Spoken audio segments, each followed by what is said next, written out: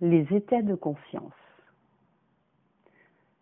Tous les états possibles et inimaginables existent et sont une partie fixe de la création.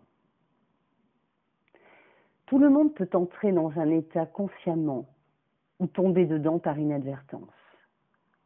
Vous pouvez vous déplacer dans différents états tout au long de votre vie, où vous pouvez n'occuper qu'un seul état. Le désir est ce qui nous motive habituellement à nous déplacer d'un état à un niveau plus élevé.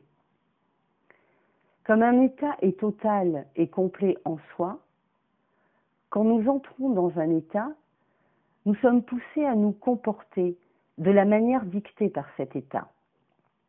Par exemple, dans l'état de pauvreté, nous nous trouvons constamment en besoin de fonds.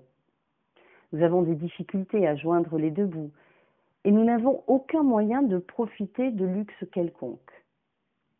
S'il nous arrivait de recevoir une grosse somme d'argent, et si nous restons dans l'état de pauvreté, c'est-à-dire avoir notre esprit rempli de pensées de manque et de limitation, nous nous retrouverons rapidement sans fond et éprouverons encore les mêmes difficultés. L'inverse serait vrai si nous occupions un état de richesse.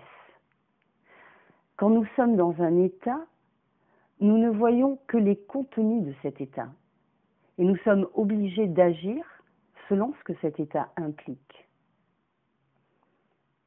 Dans un état particulier, vous croyez que certaines choses sont vraies et il serait difficile de vous faire comprendre un autre point de vue. Dans l'état de pauvreté, il est facile de se concentrer sur des pensées liées à des problèmes, à obtenir de la nourriture, un abri ou des vêtements. Lorsque vous réussissez à sortir de cet état, vous ne trouvez plus aussi difficile à acquérir ces choses.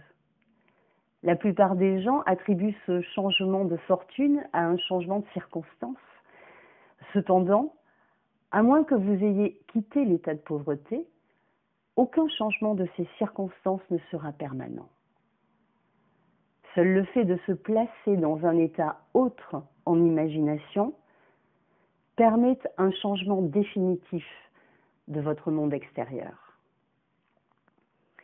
La Bible a personnifié chaque type d'état et les appelle par des noms que l'on connaît sous Moïse, Noé, Job, Pierre, André et Jésus.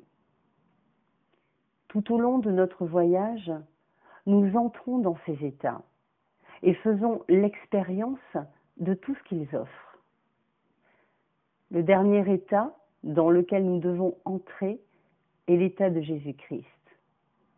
Dans cet état, nous nous rendons compte que nous sommes Dieu. Le voyage commence avec Adam, qui s'est endormi dans le rêve de la vie, puis est entré dans une myriade d'états afin d'acquérir les expériences nécessaires avant le réveil. Lorsque vous entrez dans l'état de Jésus, vous savez que vous-même êtes Dieu et votre voyage dans ce monde de mort est terminé.